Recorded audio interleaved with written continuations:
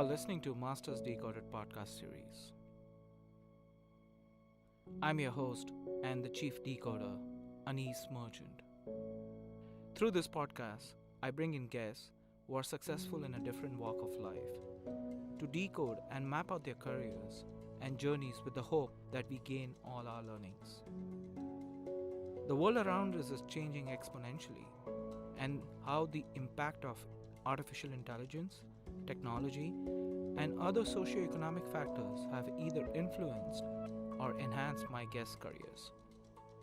In today's episode, I have invited Kaihan Krippendorff, a world renowned expert in the topic of innovation. Kaihan is a member of a prestigious Thinkers 50 Radar Group, a global selection of the top 30 management thinkers in the world to look out for. Kaihan also founded the Outthinker Strategy Network, a community comprised of strategy executives from the world's top Fortune 100 and private companies that keeps him ahead of the pace of disruption and up to date on trends, threats, and opportunities across industries. Amidst his busy schedule of keynote speeches, consulting projects, ongoing research, and writing, Kaihan still finds time to teach at business schools throughout the US and internationally. Kaihan began his career with McKinsey Company before founding the growth strategy and innovation consulting firm. His growth strategies and innovations have generated over $2.5 billion in revenue from many of the world's most recognized companies. A best-selling author of 5 books, most recently the Edison Award-nominated Driving Innovation from Within, a guide for internal entrepreneurs. Without much further ado, if you want to get dazzled with the world of innovation, listen in. Hi, Kaihan. Welcome to Masters Decoded podcast series. Thanks for taking time out. Thanks for having me. It's great to be here. Kaihan, a lot of things have changed in the last 6 months. And one of the key topic of discussion for many large organizations is strategy. And you've been talking about strategy and innovation for the last, I would say, 2 decades now, close to it. And you were one of the first few who you wrote a book on innovation and outthinking competition way back in 2004, if I look back in your history. How do you think strategy then and strategy now in the last 6 months has evolved for you and for companies? Okay. Yep. All right. So I got 3 things to say. One is I view strategy as an evolution of different language or language tools. And if we go back to when strategy was first coined as a term, it was originally a Greek term used to describe the political actor, the politician who wasn't responsible for getting on the battlefield and fighting, but was responsible for raising the money to attack or defend. And then Sun Tzu, he writes The Art of War later. That gets taken by Napoleon. Napoleon then applies it into his version of strategy. Strategy then becomes about cycles. It becomes in the 1920s really about understanding economic cycles and timing. And then it becomes about anyway, I won't go through the whole thing, but the idea of strategy has evolved over time. Peter Drucker said strategy is about knowing what business you're in and what business you should be in. In the 1980s, Michael Porter introduces us to the term of competitive advantage. Before the 1980s, which is only like a few decades ago, we were not even talking about competitive advantage, which is like shocking to me. Clayton Christensen says disruption. So it has evolved over time. And I think that in recent decades, what we have seen is the evolution you could characterize this as in 3 different phases. Excuse me. There was the phase of strategy about beating the competition. That was Jack Welch. That was Bill Gates. Then went into the age of, we're still in and kind of leaving the age of, it is about customer centricity. I think that's driven significantly by Jeff Bezos and Amazon being Earth's most customer-centric company. And I think we're now moving into strategy is about the people, activating, enabling your employees to be effective strategists or fully realize their potential. And I think that what has changed in the last 6 months because of COVID has really been just an acceleration of key trends that are changing how strategy is done, how business is done, mostly around digitization, mostly around virtual models, around delivering digital value rather than physical value, platform business models rather than hub and spoke models. So anyway, there's like a long answer, but No, perfect. I think that what we should really look at it across both the longer term trends since 3000 BC, the nearer term trends from competition to customer to employee, and then the near term trends in terms of digital business models and digitization. I was watching one of your TEDx, and it was a very interesting thing which you mentioned in that, and it was pretty impressive. It was about a lady challenged you about innovation, and to answer her, and you were talking about employees and how employees play a critical role in strategy. Hmm. And the last 6 months has also shown that executives do not drive innovation, it's the employees. Yeah. And you do talk about that, like the phones would have not been invented if it wasn't for the employees, or the internet line, or a lot of Mhm. those things. How do you weave that in thought process in executives whom you drive or you focus on strategy and innovation from them, because that's critical. Yeah, yeah. I think that most executives get it that it is not sustainable at a scale for them to be the ones that come up with the innovations and the ideas. That what they need to do is create the context for others to come up with the innovations and ideas. There's a one of my favorite phrases from Lao Tzu, and I'm not going to get this exactly right, but the leader, you know, anyway, a great leader is one where it happens and the people say we did it ourselves. So it's really about creating the context for people to innovate, and I think most people recognize that Apple's big ideas didn't come from Steve Jobs. They often came from someone pushing him and pushing him. We got to launch the iPad. We got to launch the iPad. No, nobody wants another e-reader. We got to launch the iPad, and then finally convincing him to do it. Right. The Ingvar Kamprad, the CEO founder of IKEA, or the founder of IKEA, the idea that really broke through was the flat pack box, which changed the way that furniture was sold and distributed. That wasn't created until 10 years after IKEA launched, when an employee was trying to get a table in the back of someone's car, and they Car. couldn't fit in, so they took the legs off. Jeff Bezos talks about this one story he talks about all the time was when they were in the early days, every week they would get all the packages, and they were packing things, and they were on the floor moving these packages around.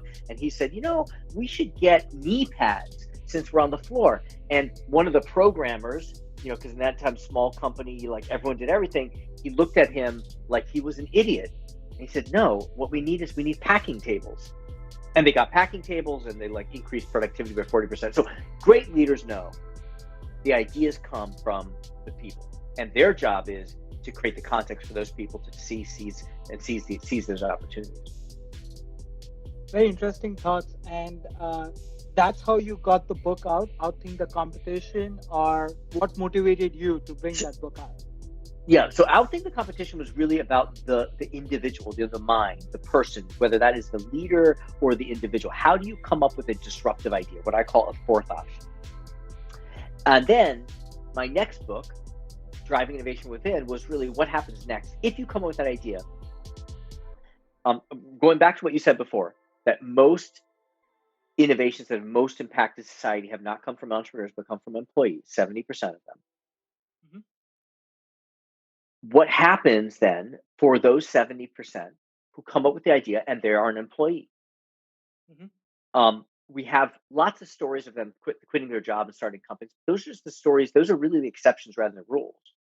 And so the Driving Innovation Within was, what does it take for, as an employee, to take an innovation and successfully build adoption for it within your organization so it makes that out into the market? And so I interviewed 150 internal innovators and kind of asked them what their barriers were, and kind of came up with a set of 7 barriers and tools to overcome those barriers. Hmm. But to drive innovation, organizations and executives have to be ready to take risks. because it inherently brings risk also. There is an often saying culture eats strategy for breakfast, but risk inertia eats and destroys culture also in many ways. So, how do you take risk and innovation because they both go hand in hand? They always say it's okay we fail, but we learned. But that's also showing you can take risk and you're allowed to take risk within the organization. Yeah. Yeah, I think that if we go to risk, I mean, the way that humans relate to risk is very complicated. Mhm. And one thing that companies can do to uh, circumvent this risk aversion is to basically lower the risk by lowering the investment, increasing the ROI, not by focusing on innovations that have a big R, big revenue opportunity, but rather by reducing the denominator of ROI and making lower investments. So that's all these frugal innovations where you invest a little with the potential to get a lot. Sequence your investments so that you are taking small risks early. You know, so anyway, agile prototyping, building the MVP, all that stuff. The other thing is to change what unit of measure you use when you assess risk. Mhm. Going back to Jeff Bezos, he says if you have a 1 in 10 chance of 100 times payoff, you got to take that bet every time. But you need to be Mhm. ready to lose 9 times out of 10. So what does that mean? If we look at each individual potential opportunity, it's only got a 10% chance. But if we are willing to take 10 bets, we can guarantee a 10 times payoff. Mhm. So it's just like when you invest in the stock market, right? You don't just invest in one stock, you invest in a portfolio of stocks. So the thing is that most companies, because they are designed to manage established businesses, they use the business as the unit of measure, and then they apply that to the future businesses. And when you do that, the risk appears to be very high. But instead, if you apply it to a portfolio of businesses and maybe define it not as a business, but as a problem, Mhm. solving some market problem with many different tries, then you have a really much higher success rate. So there are some interesting things you can do to kind of trick the company, if you will, to Right. perceive risk differently. And just these last 10 minutes and talking about innovation and strategy and innovation, and how does strategy and innovation play, it just shows the amount of research and depth you've had and in the last 2 decades. And talking more about you, you mentioned one thing, employees leaving companies to become entrepreneurs. And let's talk about you in that form of a statement. You started your career way back in 90, and you left a very big, one of the big four companies when you started your own book. And the way you started, because I've seen one of your interviews, you didn't start to become an entrepreneur. You basically left the job and you started doing a lot of talks and conversations to promote your book, not with the intention to start a company, which was Outthinker. That's what Mhm. you mentioned in one of your interviews.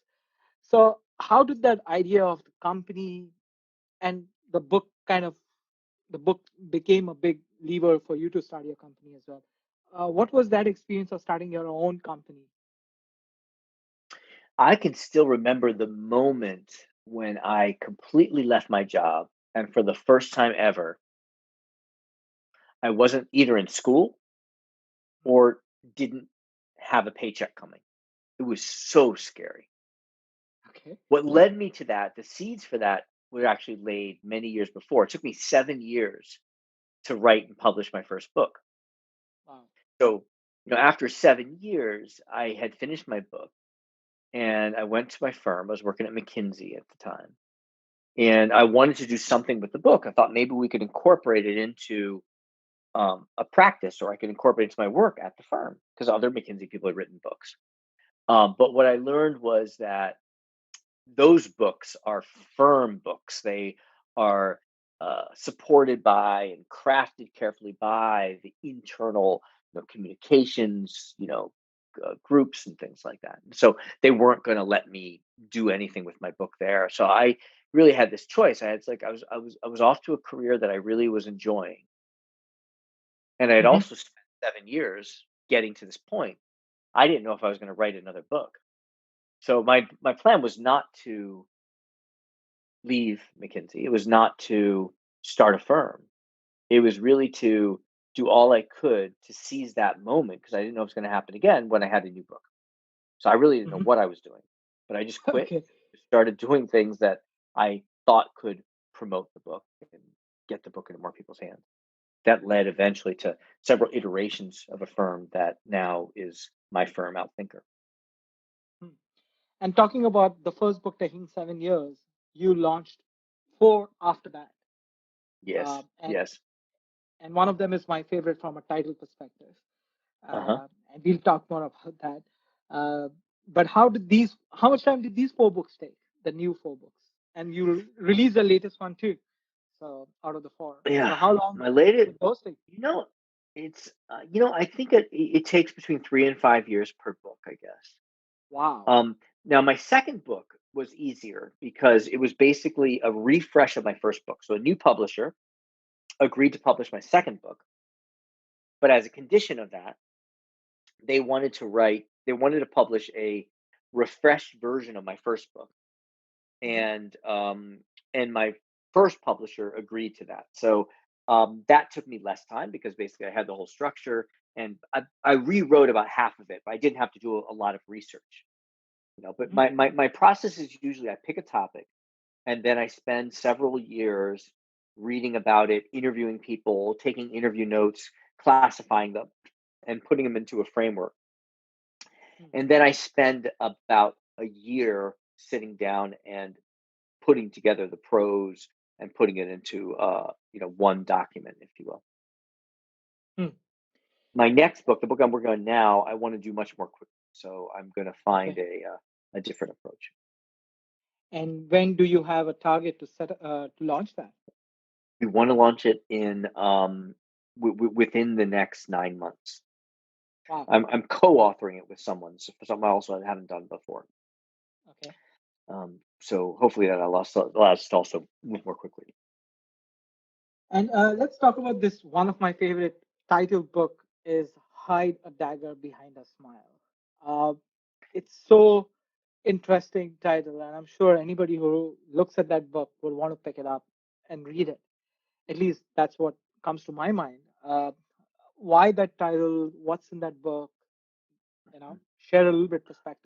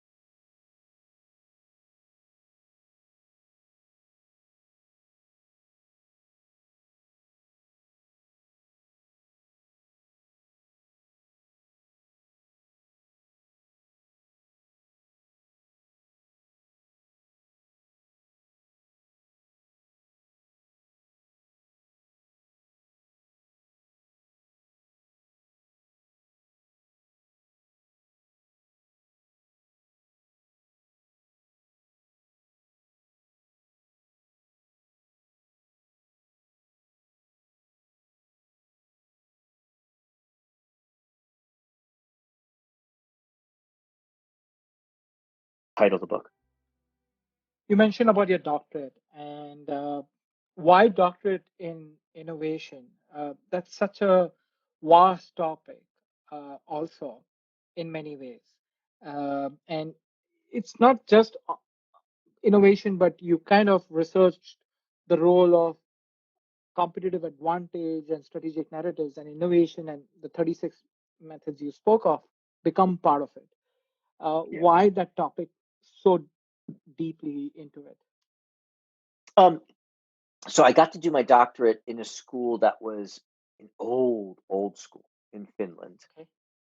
It's one of the oldest schools in Europe, and they still follow the old model, like Hmm. the Oxford type of model, right? Where you have an advisor and you write papers for the advisor and you meet with him or her, in my case, a her, and gives me feedback. So it gives me a lot of freedom. I don't have to fit it within a particular track. Hmm. That allowed me to go deep into one track. And my thesis is really that innovation starts with a different thought. That Hmm. there's a people are thinking of three things, and someone says, "Well, what about this fourth thing?" So that question becomes, well, how do you come up with that thought? Um, Okay. well, what I believe is that we think through language, whether we are thinking with people, and most of the time we're thinking with people, we're talking over water coolers and hallways, and the language that we use changes our thinking, but also the metaphors and the internal dialogue we use in thinking shapes our thinking. If I Hmm. tell you, if I point to if I point to a chair and I call it firewood, Hmm. what you do with that chair is different. If I call it a chair, you're going to go sit on it. If I call it Yep. firewood, you're going to break it apart and burn it, right? Yep. So our language shapes our reality, it shapes our behavior. And so Hmm. then the question then becomes is what kind of language then leads to the thought patterns that create the innovative idea? Hmm. And what I wanted to do was to classify the language that we use into some kind of framework. But Okay. rather than come up with my own framework, I said, well, I've got this framework right here, a catalog that took 1,000 years, and we've only been studying strategy Yep. for like 60 years. Hmm. And this book captures 1,000 years of strategic dialogue. It's almost like a oral history research project that lasted 1,000 years. Name me a university that's been around 1,000 years.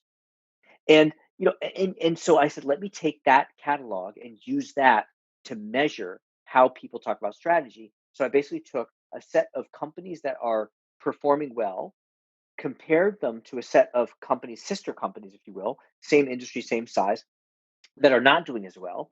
And I observed through narrative analysis how each of them talk about their strategy to be able to see if the successful companies talk differently, Hmm. therefore think differently, therefore act differently, right?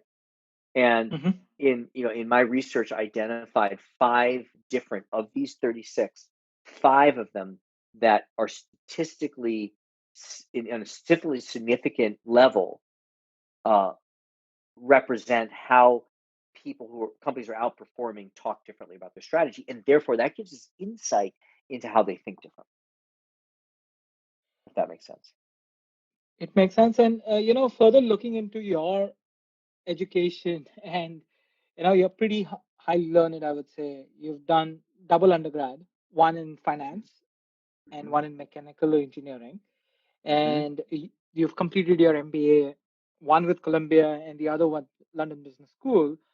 A Uh, joint MBA, but yeah. yes, but you've put in your heart and soul in education, and even in that time, people, there was a lot of these conversations dropouts from colleges, right? And they became big, like Bill Gates and the Steve Jobs of the world, and even Mark Zuckerberg and all of them. And today, when you look at it, some people go and do all of that, or do go to an extent which you've done, or some people just believe education sucks and I know more than what education can teach me. What's your perspective on that? And you've been a professor yourself, and you've Mhm. taught students also. So, what's your perspective around that? Well, I mean, for me, education is like bicycling. I don't like to bicycle, but there are Okay. people I know. I have a friend who loves to bike, and every Hmm. day he bikes 2, 3 hours, and and education for me is that way. It is my passion. If I could just spend every day just locked in a room with no windows and research something, learn something, and then write about it, then I would feel fulfilled. I think that like we all have a purpose in life. Most of us don't find it. I don't know that I found it, but I found something that feels a lot like it. And when you go into that zone where you're fully 100% focused and like uh, 3 hours goes by and it feels like 5 minutes, and that is an indication from that maybe you're doing your thing. So for me, education has, well, I wouldn't say never, but after college, Hmm. until college, education was about getting somewhere, getting a good Okay. grade, to get a good degree, to get a good job. But after college, education wasn't about that for me. It was the intrinsic value or the intrinsic enjoyment of learning something. Very So, interesting. that's that. So I wouldn't say pursue higher levels of education any more than I would say pursue being a great bicyclist or pursue being a great artist, or but I would say like whatever it is, you Mhm. know, pursue that thing for you. And you spoke about your purpose right now, and find your purpose. Uh, what's have you found your purpose Yeah. and Yeah. things which you love? Yes. What's that? It's interesting. Yeah, I think that, it's interesting because there's the intrinsic, wow, I just look back and I lost track of time and I really love doing that. There's that intrinsic like moment, Hmm. which I think is different than purpose. Purpose is like I'm having an impact and it's an impact that I care about. And for me, what my purpose is people loving what they do. Okay. I believe that the fact that Albert Einstein happened as a when he worked at a post office to discover that somehow he had a knack for and a passion for physics, like Hmm. that changed things for humanity. And then I look at the next person that's working in the post office or wherever, whatever they're doing, and think, so I want to correct that a little bit because I don't want to. I just don't believe in kind of like hierarchies of careers or things. Like they could be some super wealthy banker, right? But Hmm. actually, they weren't meant to be a banker. They were meant to be, a scientist of some sort. My mission, and it's something I'll never fully achieve, is that like everyone finds that thing that they love to do and they do it, or whatever they're doing, they find their love in it. Hmm. You know? Very So interesting. that's my mission, my purpose. And let's switch gears a little bit. Uh, and you've been on your own, and let's talk a little bit about Outthinker. And the little I know about the company is how do you?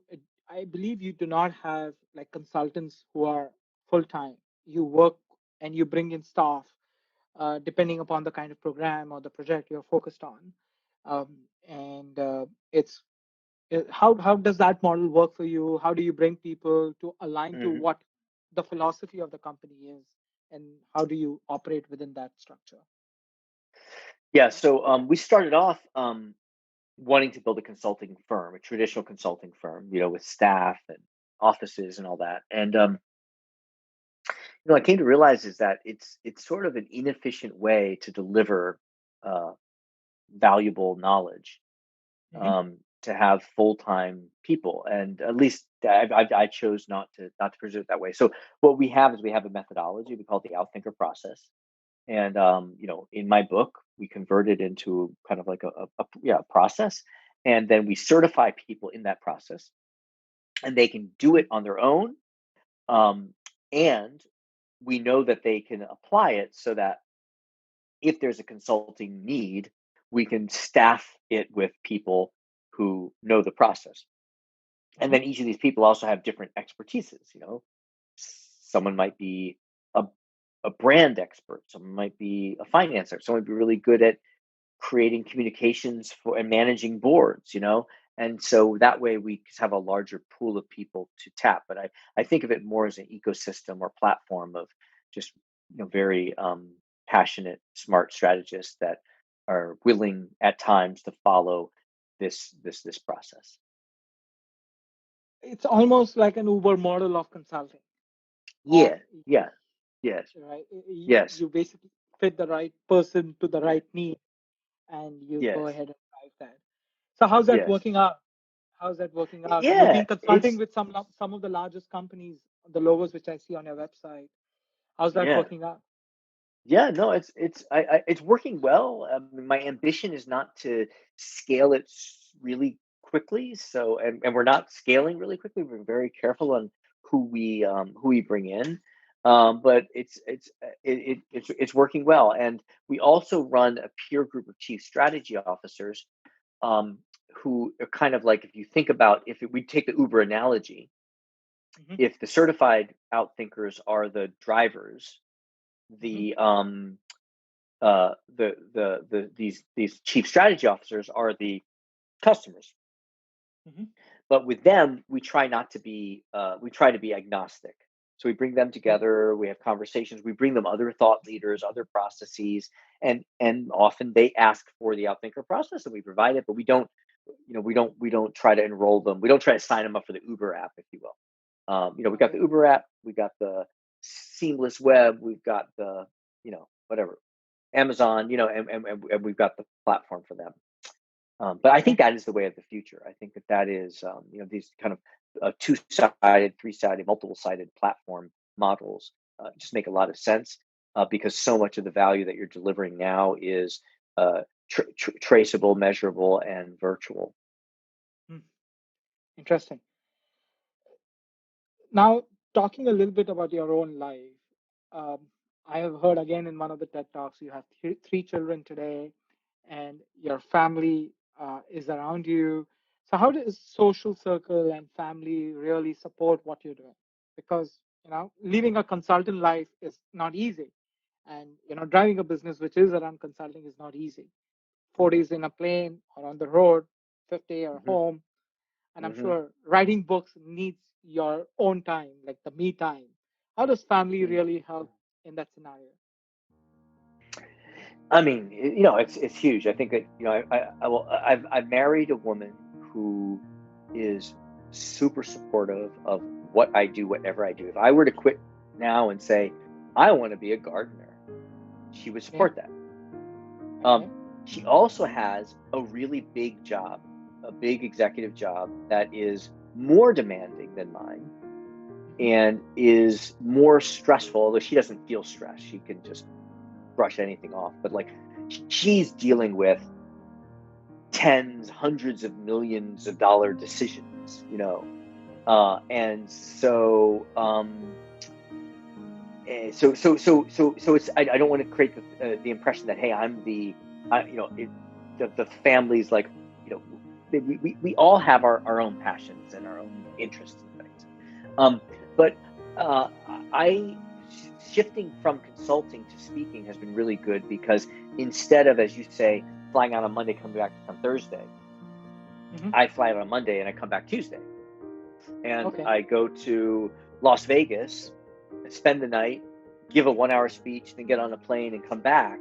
And then I'm at home and I take my kids to school or pick them up from school. And I work in my office and I do my research and my writing and preparing for my next speech. I can do all of that from here. I don't have to go into an office. I don't have to put on a tie. I don't have to get on a plane. So this career, as I've designed it, works really well for spending time with my family. And I love being with my kids. In the few years that I'm going to get to be with them, I want to Nice. spend as many of those days as I can with them. And these are the formidable years because you often miss them. That if you had time, you would have Yep, done different things. yep, And you spoke yep. about an alternative path, being a gardener. Hmm. And let's talk about that. Hmm. Let's say if I give you a time machine and I say, Kaihan, if you have a time machine, you can go back. You know what you've done over the years. If that time machine allows you to relive your life and go back into the history and change it, would you change anything or would you relive the way you've lived it? I would certainly change things. And then I don't know if the outcome of me having changed things would lead to a better outcome or not, because Mm-hmm. life is so complex that you think the butterfly flaps its wings and it rains across the other side of Earth. We just don't understand all of the interconnections of things, but we can contemplate on it. So I don't have any regrets, and I would certainly change things. And what I would mostly change, and my advice I would give to other people is, it is great to do what you love, Mm-hmm. but also know that doing what you love isn't always fun. Yeah. Artists, they torture themselves, to do the art, to do art, and they spend time learning the techniques of different mediums, drawing different things to build. Like a martial artist, they perfect the kick and the punch or whatever, and then they can improvise. Mm-hmm. um and so I think I could have spent a few more years uh doing the hard work, kind of perfecting the fundamentals of of what I do, in order to I could put in my dues more, and recognize that as a kind of suffering, if you will, that has a purpose, if that makes Hmm. sense. I Yeah. mean, look at any successful person, can look back in their life, and there was a period in their lives. I don't know if it's like their 20s to 30s, in that space where they just did really tough work to you know to to master something. Yep. And there are many such stories, and I've been decoding a lot of individuals. And yes, those are those formidable years which shape what they are today. And you know, Yeah, they yeah, always say that there are no regrets, but if they could have changed, they could have changed few aspects of that. And you spoke yeah. about something, do what you love. I think the love what you do is more apt in those scenarios because Mm, you know, as you mm. said, do what you love. There are certain things which you may not love as part of that, That's what you right. wanted to, Yeah, right? that's right. And uh, Yeah, so you in the have to love what moment. you do. Yeah. Yeah. Yeah, right. And maybe that goes back to what we talk about, like purpose and being in the zone. Like maybe Yeah. you're not in the zone, you're not enjoying it, but you love what the outcome is. You're working out, and it's painful, and you're having trouble breathing, and your muscles are sore, but you love that you are strengthening yourself. Right. Parents, the parents are surveyed to be less happy than couples who don't have kids, but Yeah. I think that they're probably more fulfilled. Yeah. So I think it's important to be able to say, hey, I may not be enjoying this right now, but I'm fulfilled. Perfect. And talking about fulfillment, I'm sure you've been consulting, and there are a lot of people who look up to you. People consult with you on their careers, companies, and many other things.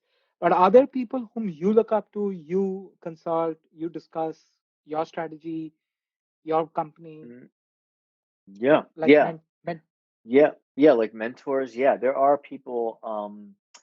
And I love this phrase. I've heard Tim Ferriss say it, but I don't know that it comes from him. It says, "You are the average of the five people you spend the most time with." Hmm, So I intentionally try to spend time with people who have aspects of a life that I want to achieve. And in my world, that's mostly thought leaders, because that's kind of the vision that I have for myself. So through my work, I've gotten to know many successful thought leaders and spend time with them. Um, Last week, I got to spend part of an afternoon with Renee Mauburn, the mhm, author of Blue Ocean Strategy. I'm pretty close to Rita McGrath, who's a Columbia professor, who's written most recently Seeing Around Corners. Rob Wolcott is a professor and consultant and author in Kellogg Business School. These are some of the people who I just like to spend time with, talk to. Be doing the Outthinker Strategy Network, the peer group of strategists.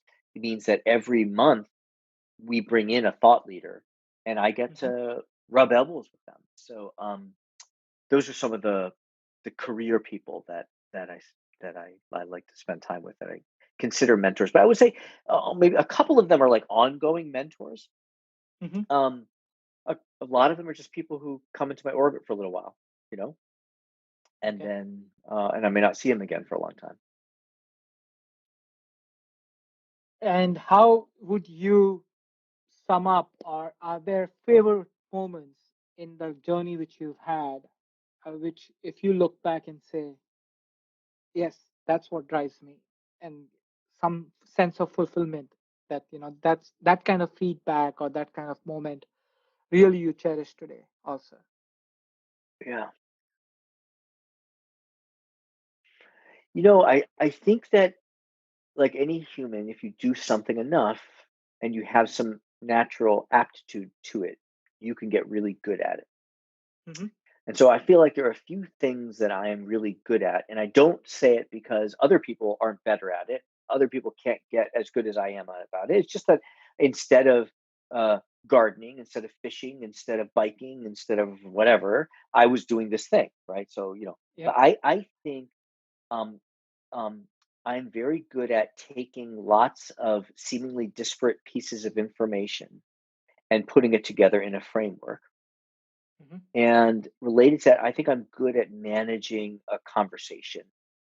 And so, like, one of my highlights was I got to be on the UN floor in New York for Hmm. 7 hours. I was standing at the front of the stage, managing a conversation with 300 CEOs of mid-sized companies on how they can unify to support the UN Sustainable Development Goals. And then that all culminated in a document that they signed. And I don't know that anyone even remembers me being there, because I really was kind of more creating the space than leading Wow. it. But I felt like at that moment, because by then I had facilitated 300 or 400 strategic dialogues, right? I think by then I was I it, I felt good about that. I could sense where the conversation was going, where it was going to go off, and just put little nudges to keep it on, to keep people engaged, and give it a sense of possibility. So that's one of the things. I think certainly anytime I publish a book, the first copy I get is always like a great experience. And there have been many, many times where suddenly, like, it a framework comes together. Like, my framework for Outthink the competition is IDEAS, ideas. My framework Hmm. for driving innovation from within is innovate with one N, INOVATE. So I have these, each of those letters represents a concept, and I Hmm. need to put it in the right sequence and figure out how to name it something so that it can be memorable as an acronym. And that those moments when, oh wow, I can change the V in innovate. I mean, it's not a V yet. It is a B. And Hmm. how do I can't have innovate. And then I figure, you know what? If I frame it this way, it becomes a V, and that becomes innovate. And it's like, ah, you know. Anyway, I Wow. I, I think I left too long an answer, but many, No, many, no, no. many I moments. think I could see that passion, and I could see that you cherishing it. So definitely, and that thought is there in your mind. So we are almost on top of an hour, but if you have to leave a thought for the listeners who are listening into the show, what would that thought be? Well, I think that we are all kind of like combination locks. And Okay. when the combination lines up, it opens up something. But there are lots of combinations. Hmm. And so I think it's really helpful to, on both ends, explore try lots of letters, right? Lots of numbers, right? Again, Okay. try acting, try dancing, try art, try banking, try legal, try accounting, try whatever, right? Um, but also on the other side, get in touch with your passion and look for your passion in all those things. And therefore, you maximize your chance of finding that magic combination that unlocks possibility and passion and fulfillment, self-expression. You know? It's beautiful. Meaning that unlocking combination is such an amazing thought. Mm. It's never come to me. But, yeah, that's amazing. Kaihan, thank you. It's been a wonderful conversation. Uh, I really enjoyed this. And thank you for taking time out from your busy schedule. I hope I didn't disturb during your book writing time. No, But it's no, this is great, and thank you for including me, and really a thank you for the work that you do. you're welcome. Thank you for listening in. And we close yet another episode of Masters Decoded. If you've enjoyed the episode, please, you can help us out by sharing it on social media. I would personally appreciate that. It's how we can reach more listeners, and the more listeners we have, the more awesome guests I can get in touch and convince to participate in these conversations that are a joy to have for me, and I hope they are a joy for you to listen as well. You can also help a lot leaving reviews on iTunes or your podcast service of choice. Reviews are surprisingly helpful in supporting the podcast to get to more listeners. If this episode has intrigued you, I would request you to subscribe to the podcast to stay up to date and get notified to the future episodes. With that, I bid you and see you in the next episode.